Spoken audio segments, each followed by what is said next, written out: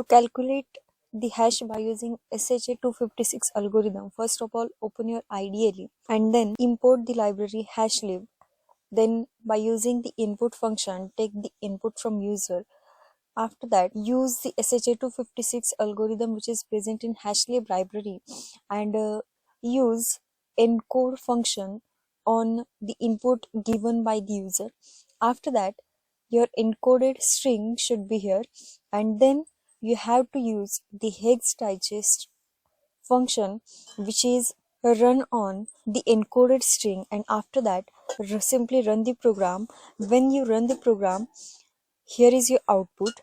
So first of all you have to enter the data. Suppose you enter here hello world, then you can see here is the string which is alphanumeric string generated, which is known as hash, which is calculated by using the secure hash algorithm. If you want to watch the detailed video, then go to channel and watch the video. Thank you so much.